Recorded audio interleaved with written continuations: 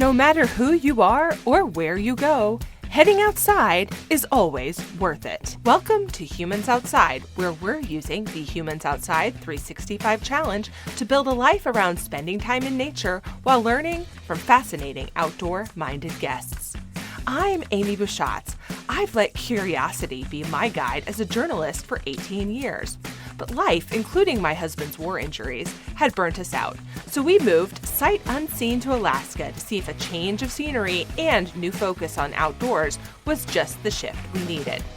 Since September 2017, I've spent at least 20 consecutive minutes outside every single day, no matter what, to explore how nature can change my life.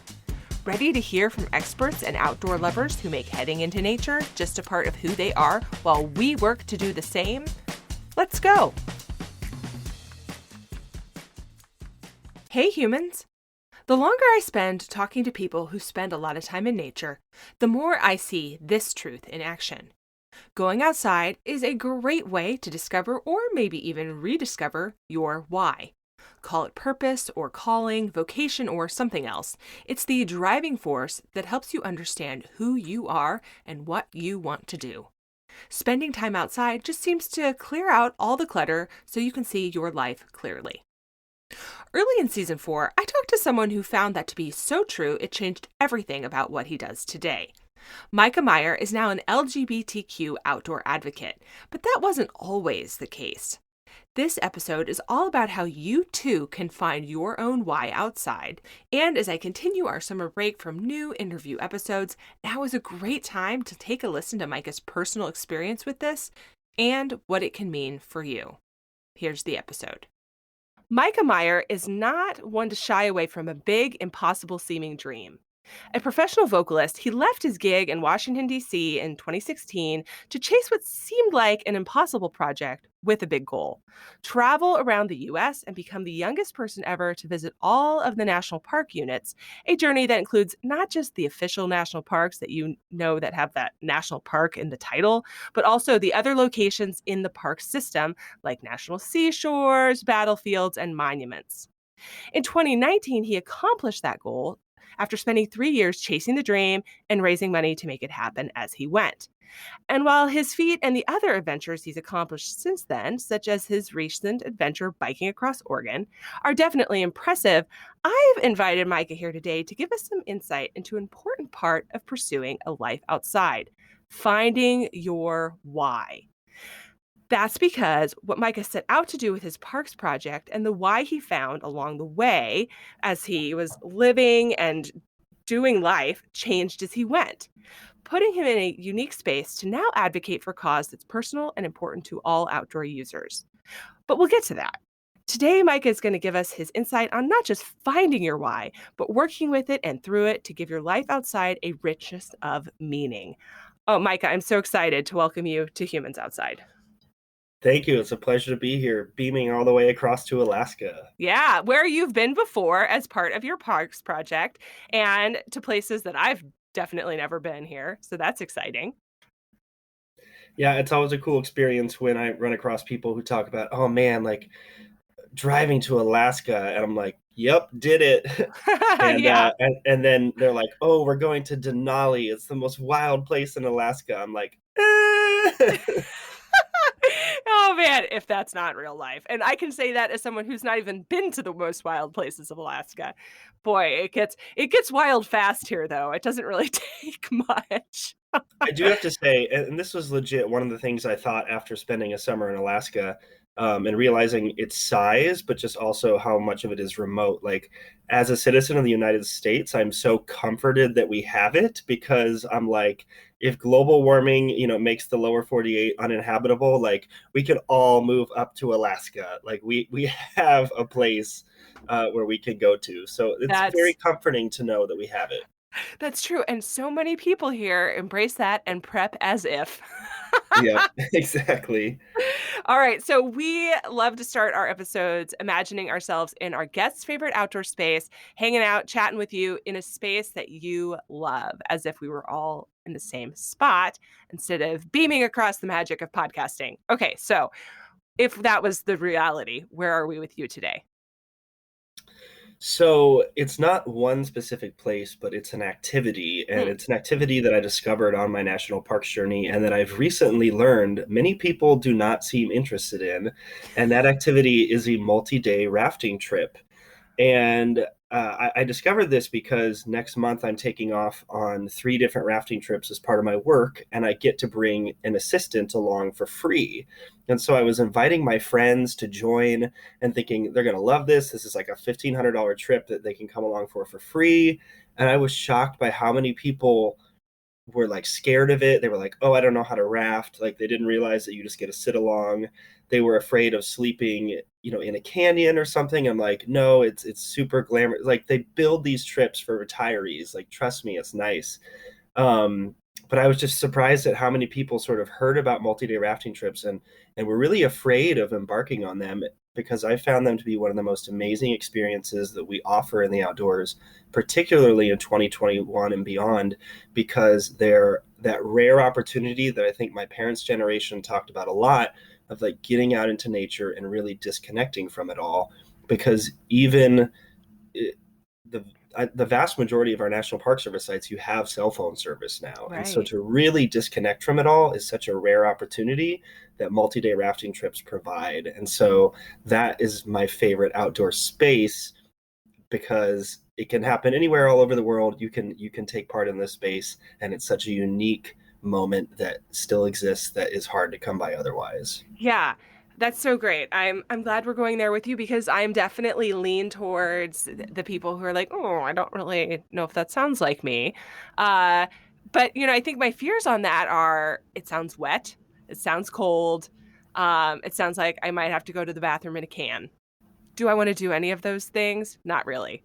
Right. So of course that's all misconceptions or moving target misconceptions, maybe like part truths, uh, and overcomable, I say. And and like there are different levels of rafting trips, as you've indicated, right? Like there's ones made for retirees, and then there's ones that my 25-year-old brother goes on in Idaho, where I know all the things I just mentioned are true. So there is not one category.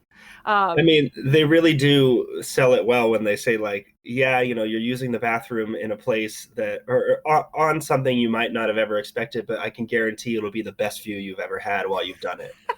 yes. Yeah.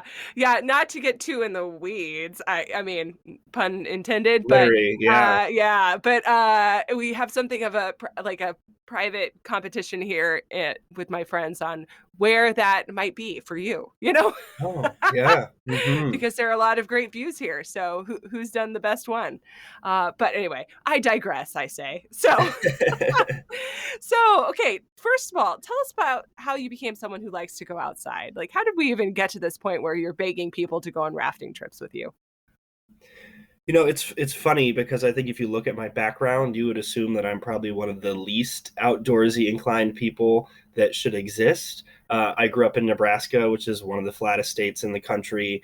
My dad was a pastor, so he worked on the weekends, so we never went on like family camping trips. And I am a classically trained with a master's degree male soprano. So if you sort of looked at my background, you would assume like this is not someone who enjoys the outdoors, which I speak very openly about because I think we do sort of get hung up on this idea of like, oh, I'm not an outdoorsy person. I don't Mm, look the right way, or I don't have that experience. I wasn't in the scouts. And oftentimes we talk ourselves out of really amazing experiences, kind of like these rafting trips with my friends. Um, so yeah, I think growing up in Nebraska is maybe actually what made me such an adventurous person because I spent a lot of time watching the Travel Channel and realizing that there was so much more out there in the world than Nebraska could offer, and it just gave me this itch to want to experience as much of it as possible. hmm. That's so great. I'm like, this is not the first conversation I've had for this season of Humans Outside where the theme seems to be pointing itself at the stories we tell ourselves about ourselves and how nature is so great at debunking those. And we just have to look in the mirror to really um, accept the truth. So, Yep.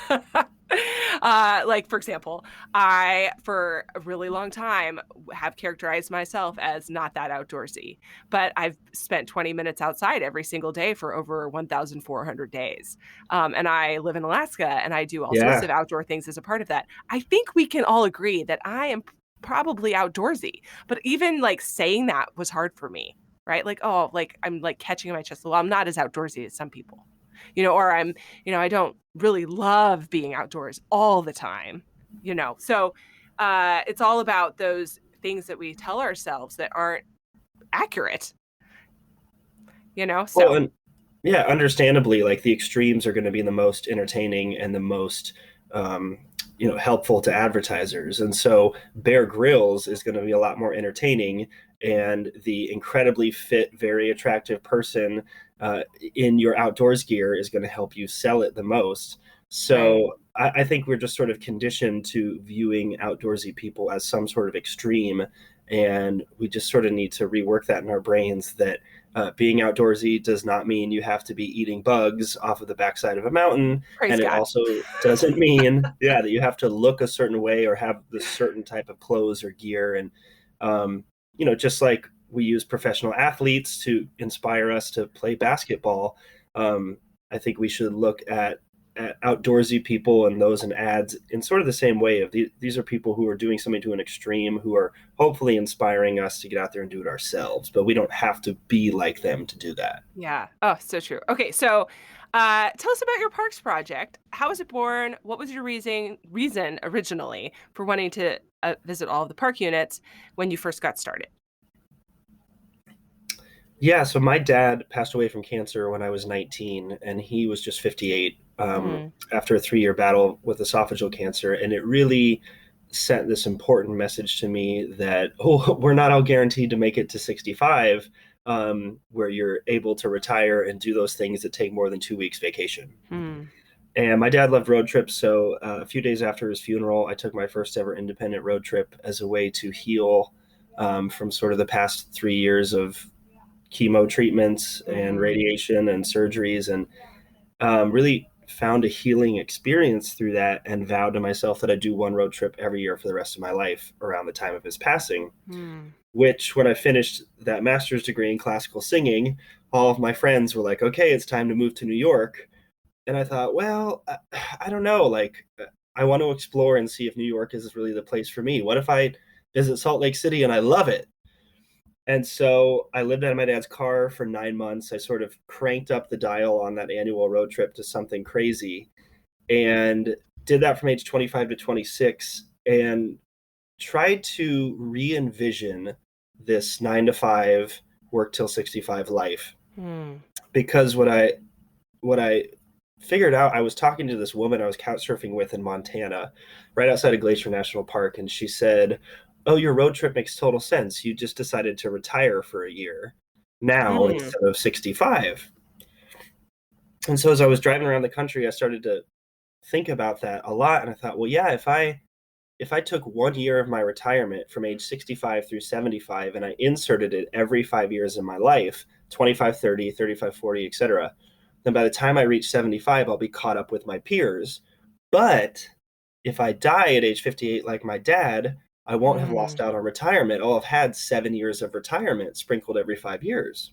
Mm.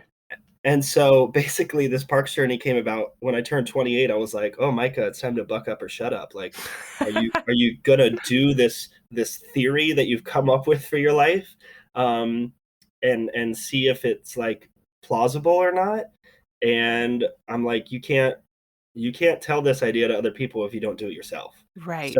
at 28, I was like, "What do I want to do? What's on my bucket list?" And I had a campus pastor in college who'd always talked about his life goal was to visit all the national parks. And I said, you know what? That's what I want to do. And I'm going to do that when I turn 30. Yeah.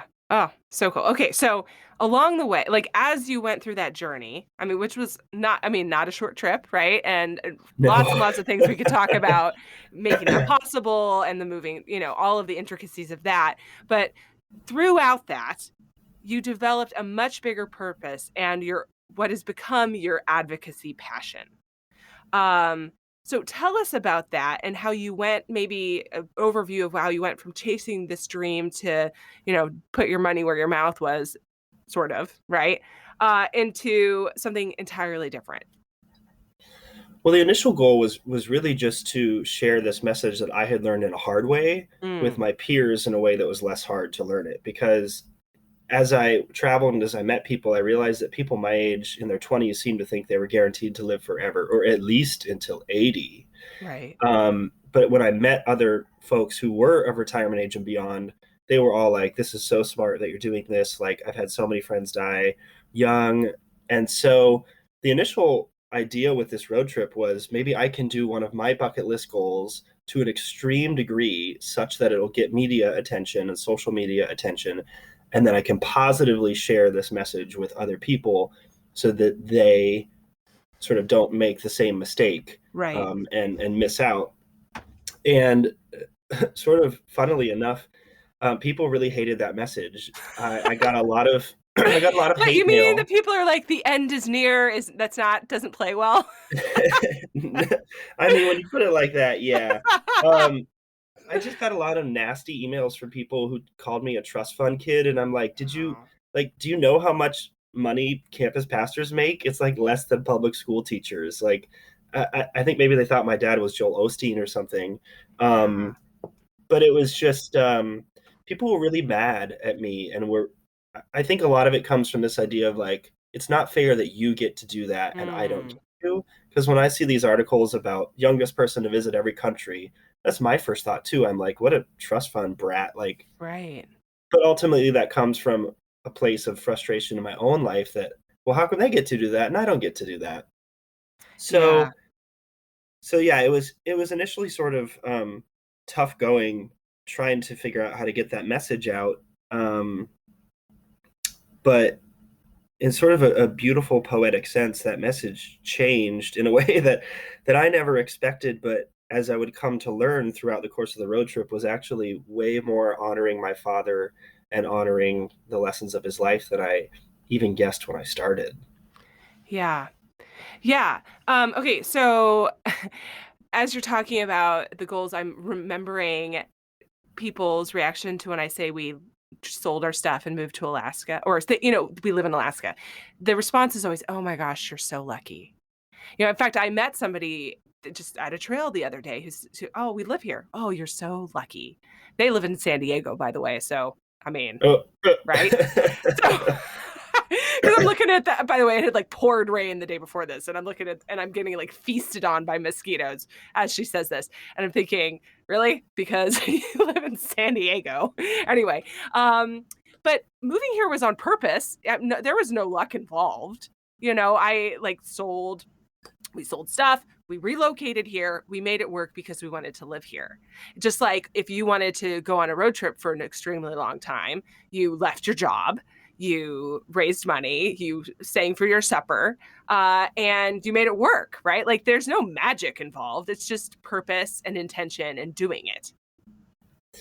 Well, that's totally the truth. Like, I knew this was my goal throughout my 20s, and so when people are like, "How'd you get to do this?" I'm like, honestly, the biggest number one reason why I was able to do this parks project was because from age 26 to 30, I lived in a high school boys boarding school so that I didn't have to pay rent in the Washington D.C. area, which allowed me to save like $2,000 a month that I wasn't spending on rent. Right. And it seems like such a simple thing, but like my dating life was horrible those 4 years because people would hear that I lived in a high school and they would laugh at me and be like, "That's so," especially in DC where everyone's trying to climb the ladder. It was like Right. it was a joke career, but in Yeah. my mind, I'm like, no, like I have this great setup where I don't have to pay rent. I was singing at the National Cathedral at times, so I still got to do something cool, but I was able to save up 4 years worth of rent. And it was that money that I was able to put into buying the van that I would live in. And so, I talk a lot about like, I put myself through college. I was not, I'm not wealthy, and I'm not saying that I don't have lots of privileges. Um, but I think when people assume, this must be a rich kid whose parents paid for everything, like, no, I spent a decade saving up for it. That's how it happened. Yeah. Yeah. So It is Yeah. possible though. I appreciate that you acknowledge, like, you and I both truly have lots of privileges to be even in a place where we can make that decision, but it's Totally. still a decision, right? Both of those things can be true at the same time. It doesn't have to be one or the other. And I think that that's a really important thing to both acknowledge and to remember, that this is a decision point, but nonetheless, being able to be at that decision point isn't always your choice. It's sort of where you end up in life, and that part, call it luck, call it fate, is it. I mean, that is out of your control to start with. So, I appreciate you noting that. Hey humans, did you know you can officially join the Humans Outside 365 challenge and score some really cool and exclusive challenge swag, including a finisher medal and a decal on humansoutside.com/challenge? You'll also get an outdoor challenge guide written by me for you, an exclusive challenge tracker, and insider info all year long. You don't want to be left out of this. There is never a wrong time to join the Humans Outside 365 challenge. So get going. Join it today. Go to humansoutside.com/challenge to learn more now. Now, back to the show. So you've really started a real focused advocacy and awareness effort as part of your travels now. Can you tell us about that? Yeah, so I was about 2.5 years into this 3-year journey to all the National Park Service sites. And basically, the way I figured out to fund this journey was I sang for my supper. I ended up doing a whole bunch of live performances where I used my background as a singer and created this show that I called a National Parks Cabaret. And it was a 2-hour show that I likened to a Dolly Parton concert in the sense that I would like come out and sing a song, and then I would tell a story about my parks trip, and then I would sing another song that was about that story while showing like photos and videos from the trip thus far. And like literally the show evolved as the trip was going, and it changed and it grew, and the songs that I sang were the songs that I sang at churches every Sunday, because I ended up doing a lot of fundraising by singing for my supper at Sunday services all around the country. And these were the songs that the churches requested the most. And so then I built those songs into the show, and I was performing this show in South Dakota in Sioux Falls in September of 2018, so about 2.5 years through my journey. And the next morning, the local Lutheran campus pastor asked if he could take me out for breakfast. And so this was the guy that basically had the same job that my dad had at the University of Nebraska, except he did it at a university in Sioux Falls, South Dakota. And we were sitting there over our pancakes, and he said, what I love so much about your story is that it's exactly what I'm trying to teach my students about this idea of vocation. And a vocation is a very important word in my Lutheran heritage, because a vocation is not a career, it's not a job, it's a life's calling. Right. And that life's calling is the intersection of your greatest talents and the world's greatest needs, and they come together to form your vocation. And he basically said, I try so hard to explain this concept to my students, but your trip is living proof of not only finding your vocation, but how you should find your vocation. And he said, so often people think when they're trying to find their life's purpose that they need to study their own navel or listen to their innermost thoughts. But what Martin Luther spoke about on the concept of vocation was that we actually find our life's purpose by listening to the calls of the world and what they're asking us to do with our talents, and then reacting to those. And as he described to me, he basically said, you started this parks journey with one goal, but then you discovered that the outdoors industry and outdoors culture was completely lacking in any sort of LGBTQ plus representation, and stepped into that moment of being vulnerable with sharing your own story as an openly gay man, and leaning into that, even if it wasn't your original intention, because it's what the world was asking you to do through these thousands of messages I got on Instagram of people explaining to me what it meant to them to see a member of the community being openly gay and outdoorsy, Mm. something that is not very common in the culture at all. And so basically, this parks journey sort of gave me my life's vocation, and taught me a lesson that this Lutheran pastor, campus pastor, was trying so desperately to teach his students, which, Mm. as a Lutheran pastor's kid, this is sort of this beautiful full circle moment where I started this parks journey in honor of my dad, who at one point ran America's largest Lutheran campus ministry and won the award for being the best campus pastor in the country. Mm. And here I was able to teach this lesson that he probably was also trying to teach his students. Yeah. Yeah. So, oh my goodness. That is such a beautiful, beautiful story. I'm just sort of like sitting here taking it in. Yeah, man, it's so easy to get to pigeonhole yourself into thinking that you have to do one thing or another. And it's so hard to be open to that feedback that you gain by being alive. It's the hubris of youth, right? Like that we think that we have to have everything figured out. Yeah. Well, and people talk about my parks journey now, and I think, thank God I was such a Pollyanna and just like believed. I totally, like, I had only saved up 1/5 the amount of money it would take to pull off this journey, and I just looked at YouTube and Instagram and saw these people like getting sponsorships and crowdfunding to travel the world, and I was just like, okay, I'll do that too. And then 9 months into my trip, like, all I got was hate mail from people calling me a trust fund kid, and I was like, oh shit, like this isn't working. I'm effed.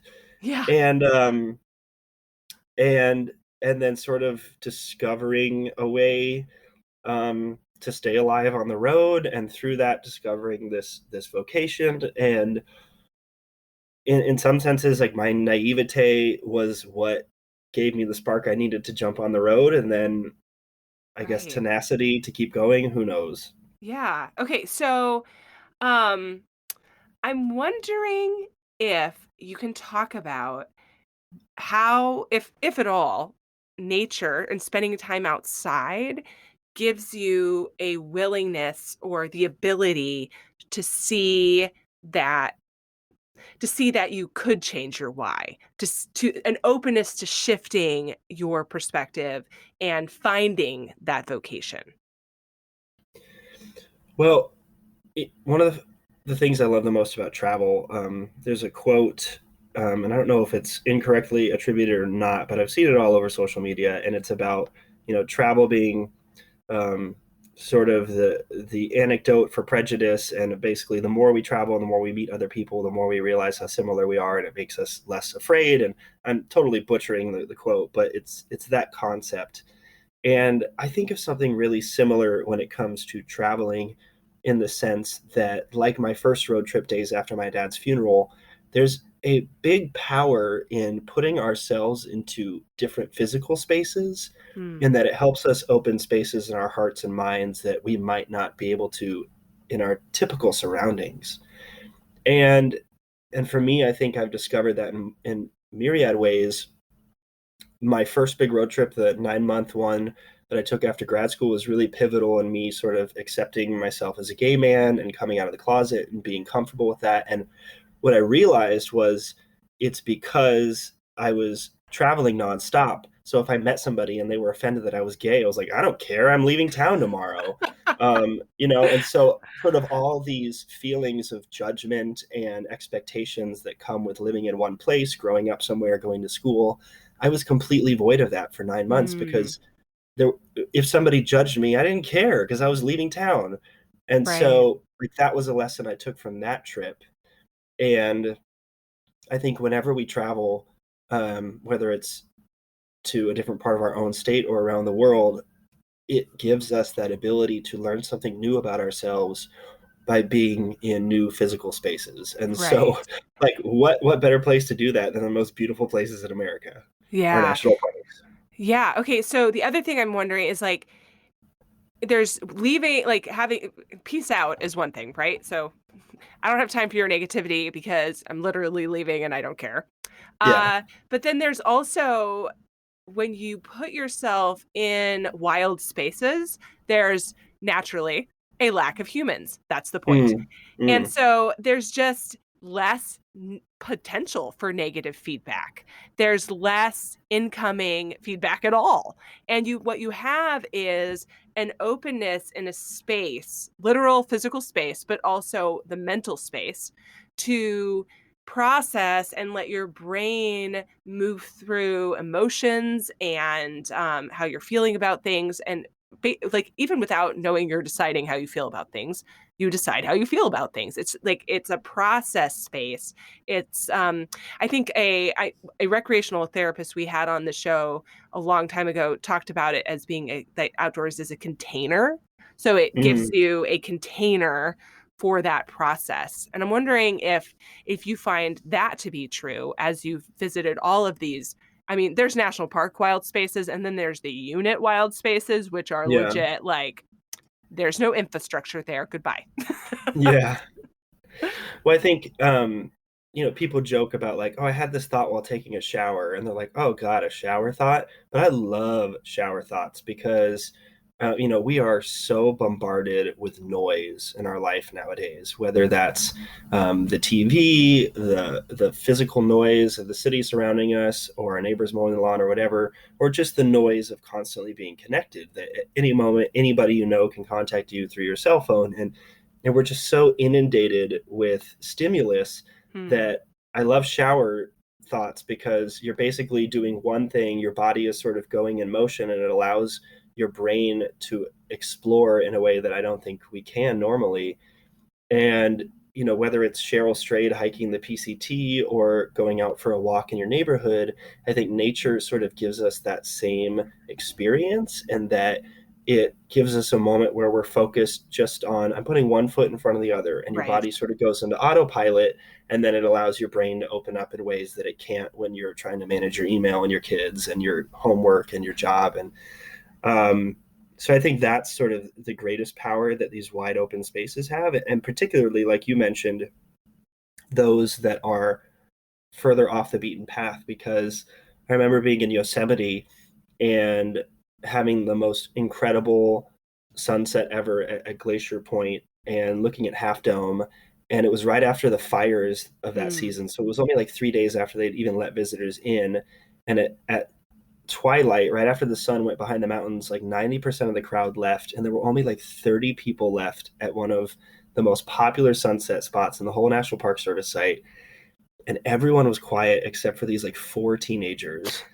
And I turned around and I said, hey, I've been traveling the parks for the past 2.5 years. You have no idea how rare this moment is. Would you guys mind just being quiet for like 60 seconds so we can all have this experience of like total quiet and just nature sounds while we have this view?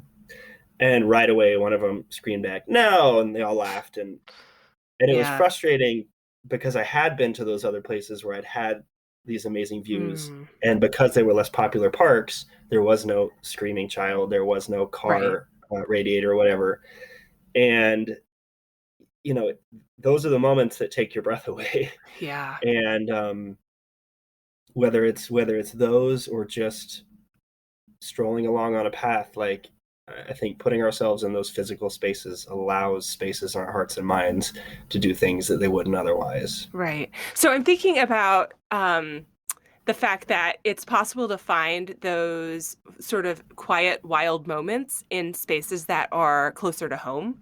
Hmm. When I love talking about the national parks, and I'm like legitimately obsessed with collecting park cancellation stamps. Let no one deceive you. This is a thing. But at the same time, I want to remember that I don't have to go there and legitimately will not get my stamp if I don't, but it's okay.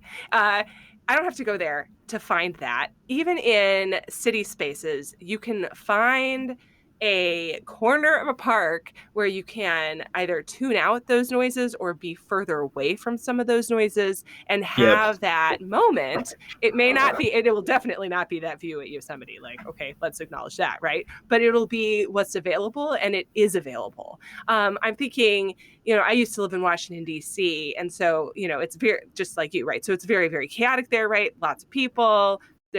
Everyone seems like they're in, it's not just like city hurry, it's like world world is burning hurry, the Yeah. way people feel there, right? Everyone feels this tremendous responsibility to change things right now, like literally not right now, 5 minutes ago. You're late Yeah. now. Yeah. And and even there are spaces that you can go to that are have that quiet moment. I'm thinking about a corner of the National Arboretum, Hmm. um, or the a part of Kenilworth Gardens. Yep. These or even the garden right next to the, I'm totally blanking on the name, that it's a greenhouse, botanical gardens maybe, right next to the Hmm. Yep. Capitol building, right? Like it's pretty quiet in there, and if it's not, they've got like the misty thing going on, so there's some white noise. Yeah. Yeah, so like uh my friends and I used to work out of the DC City Council building, and there is a little park area right outside the Reagan building with like this, it's like a cavernous um waterfall, like you walk down Mm. into it. Okay. And my friend called it the Oasis because it's a very fancy name. But like there would never, I mean, even in the middle of the workday, there were very few people down there. And it was almost like this hidden enclave right next to the White House area, you know? So like places exist. You just have to be purposeful about finding them. And that can be really hard. And then the other thing you said that I really resonated with was this idea of having your shower moment outside. I find that when I'm running, literally putting one foot in front of the other. And that might just be because Totally. that is the longest period I spend outside, right? Is when I'm going on a long run. But I also find it sitting in front of a fire, stock still, right? Or watching water just move. And your brain sort of like goes into this place, like somewhere else, where it's just like moving through this process of stuff. And it is the most magical feeling. I cannot tell you how many like hard problems I've figured out in those moments without even knowing that I was trying to figure them out. It just happens. It's great. Meditative. Yeah. Yeah. Yeah. Oh, it's everything. I don't know how else to describe it. It's like a Sounds like drug. an sounds like an amazing multi-day rafting trip to me. All right, all right. I'm gonna send this to every friend that said no. Oh man. Okay. So, do you think that this ability you learn to find that calling and to have that purpose and to shift your focus while doing these journeys, um, that practicing that outside made it easier for you to do on a micro level inside? Is that like a growth skill set that you can now take home? I mean, I think it's this idea of just shifting your perspective that I Right. like the most. Is it's so easy to get caught up in this idea of I mean, like the American dream is to go to K through 12 school and then go to college and meet your spouse while you're in college and then get a job and then do that job and climb the corporate ladder and buy the mortgage and get a nicer car and get a bigger house. And then next thing you know, you've retired and oh, sorry, you got cancer and died. It's like we take so few times, I think, understandably, because life is hard and this is sort of the way that our society has figured out to like pay the bills and pay your health insurance copays and all that. But I think any opportunity to sort of shift your perspective and just take a moment and pause and say, this race that I'm running, is this the race I want to be running? Is this the way I want to be running it? Hmm. Can help so much to make sure that you're on the right path that you really want to be on. Yeah. Yeah. Oh, that's so smart. Okay, so before we finish, I want you to update us on what you're doing now because I mean, you got a rafting trip coming up, you're working on other campaigns, you are a man in motion.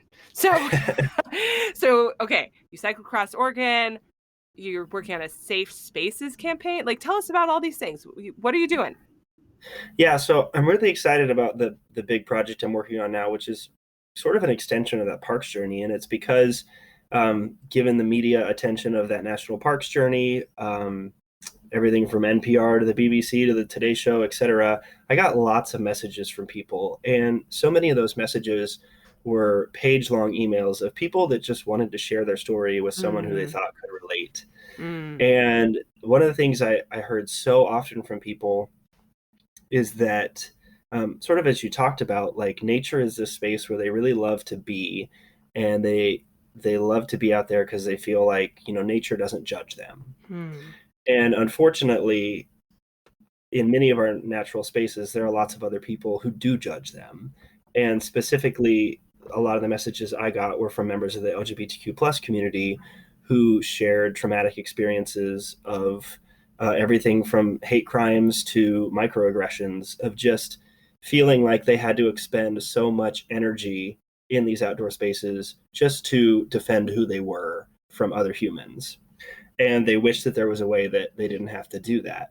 Hmm. And for anyone who doesn't understand what I'm talking about, I want you to imagine, going into a room where you're the only person of your gender, and there's 1,000 other people of the opposite gender, or you're the only person of your race, and there's 1,000 people of the other race, or you're the only person of your religion, and everybody else is a different religion, or anything where basically you are sort of feeling like a fish out of water when it comes to being somebody who's not of the dominant culture.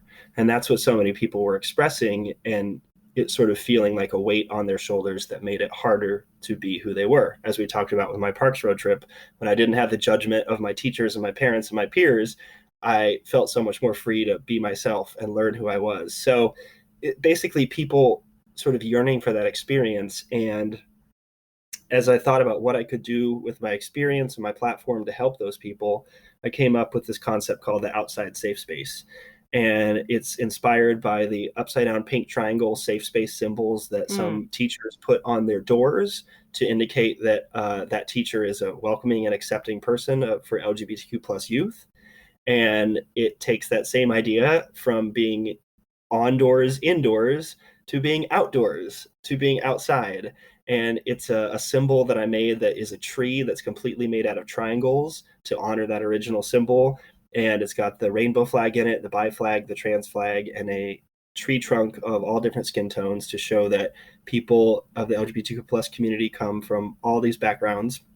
And basically, what I do is I ask allies to wear that pin on Hmm. their backpack or wear that sticker on their water bottle or their outdoor gear, so that if you are one of those people that comes across somebody in the outdoors and assumes traditionally, this is somebody who probably won't be accepting of me, that you'll be able to see that symbol and instantly know this is somebody who welcomes me as I am. I can feel more comfortable being myself around them. And so to promote this outside safe space program and hopefully get people to buy in and wear these pins and stickers, I'm doing what I learned from my national parks journey, and that is doing epic adventures that get media and social media attention, and then using those to share a message. And so whether it's running across Minnesota or running across Mississippi, as I did this past winter after my followers voted it the most homophobic state in America, um, biking across Oregon this past spring, or these rafting trips that I'm leading next month that are only for non-straight people. So the Hmm. idea is to um, take a queer space and insert it into a culture that's almost exclusively heteronormative space, and Hmm. see Hmm. how that allows people to open up. But basically, everything I'm doing, that whole long rant, was in promotion of this program and helping make our great outdoors the great outdoors for everyone, even if they aren't traditionally part of the culture. Yeah. Yeah. Thank you for sharing that with us. And I this isn't going to air in time for anyone listening to jump on that probably most recent or most soonest rafting trip. Sometimes I Oh, they're just all sold cannot out. talk. And So they're all it's sold okay. out. Okay, well then Yeah, never mind. yeah. Sorry guys. Hope you have but post trip FOMO. But it wouldn't matter Well, anyway. we hopefully will do more if people find my Instagram or Facebook and follow Yeah. along. Like, the idea is that these were sort of a test to see how they work, and we sold out really fast. So Cool. hopefully that means that we'll be providing a lot more of these in the future. Yeah. Yeah. And for those listening, you can find all of Micah's Instagram and social media stuff in the show notes. As always, we've got links to our guests' details there so that you can connect with him or her in whatever way is your preference. But those will be in the show notes. So, okay, Micah, thank you so much for sharing what you're doing now with us. And thank you so, so much for sharing your journey to finding your why and just the advice for doing that. This is definitely something I'm going to be chewing on myself for a long time. I actually have a long run. Well, I'm training for a very long race, which by the time people hear this will be over, and hopefully I will have actually done it. Nice. But I've got lots of long runs in the next several days. So this is definitely something I'm going to be thinking about while I'm doing those runs. But before I let you go, one of the things I love asking our guests is to share their most essential and favorite outdoor gear with us. I have personally Ah, found so many fabulous gear recommendations this way, things that I now use every day and love. And also just some great advice like, do not forget your snacks, Amy. So tell us, what is your most essential and favorite outdoor gear? What comes to mind? oh, well, essential is going to be my 32-ounce Nalgene bottle. Mm-hmm. And I, people call them my babies, my Nalgene babies. I call them my Um, security blankets, so I'm picking it up. yeah, well, and it's, like I'm going to say this, and I want to sound humble when I say this, but I'm 35, and a lot of people ask if I'm 26 or 27, and and they say like, how do you not look 35? What's your skin regimen? What cream do you use? And I was like, honestly, I drink 150 ounces of water at least a day. Yeah. And they're like, okay, yeah, but like what facial routine? I was like, just keep your body hydrated. And this all goes back to my days as a singer because there was a joke that was, well, an adage that was pee pale, sing clear. So if your Right. pee is clear or not yellow, then it means you're hydrated and you'll probably sing better because your vocal cords are hydrated. And Yeah. so it's the same concept just with your skin and your organs and your whole body. Like the more you stay hydrated, the better. And what I love about the Nalgene bottles is the smaller mouth ones, the cap goes over the mouthpiece. Mm. So as we've learned about more than ever during COVID, like you want to be careful what you're putting on your face and your mouth. And so many water bottles, I'm shocked that their design, like if the water bottle falls on the dirt, like the dirt gets all over the mouthpiece. Yeah. Or, if people grab it and hand it to you, they put their hand all over the thing you're about to put your mouth on. And Not so cool. these Nalgene bottles are awesome because they're 32 ounces and they have mouthpieces that are covered. And Nalgene did not pay me to say any of this. Um, you can get a Nalgene bottle with an outside safe space symbol on it, or put an outside safe space sticker on it. Pro I tip. will I I like will it. add that plug. But yeah, I literally have like 15 of these bottles in my apartment, and just whenever I travel or wherever I go, like I always got one or two. Heck yeah. All right. What's your favorite? Well, this is sort of personal to me, but I traveled with a rainbow flag during my Hmm. national parks journey.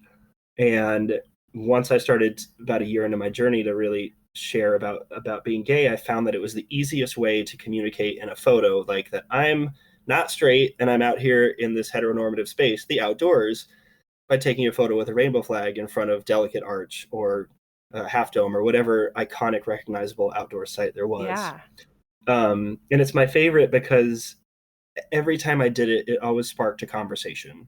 Either it was somebody who was angry that I was unfurling it or was confused, or Hmm. people would be like, oh my God, can I borrow your flag? Like my lesbian cousin would love this if I sent a photo. Hmm. So it was always an amazing conversation piece, which my favorite part of traveling is the interesting people you meet. So for me, that's my favorite. And the cool thing now is the outside safe space pin is sort of a condensed rainbow flag that can provide the same conversation spark.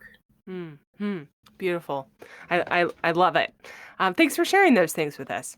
Final question.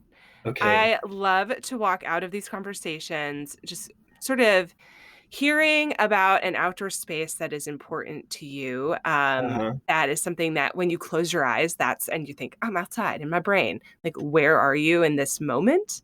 And that means maybe it's your happy place, maybe it's just something that gives you a sense of calm. Can you describe that moment to us?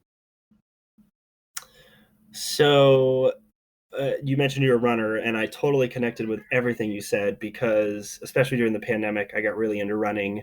and I've got this one path that runs along the Mississippi National River and Recreation Area. Fun fact, there is actually a National Park Service site that runs the entire length through the cities of Minneapolis and St. Paul, one of the largest urban centers in America. And that's like my favorite daily run path, is to go and run along that national river.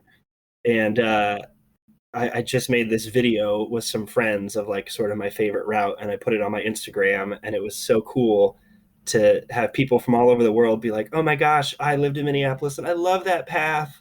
Or people share like, oh, I've got the same thing here where I live in, whatever corner of the globe.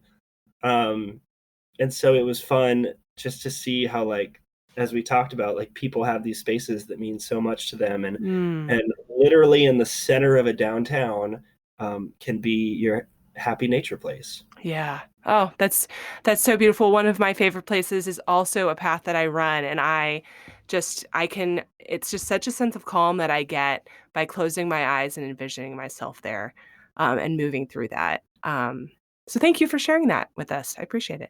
Mikah, thank you also for coming on Humans Outside today. I really appreciate you sharing your story with us.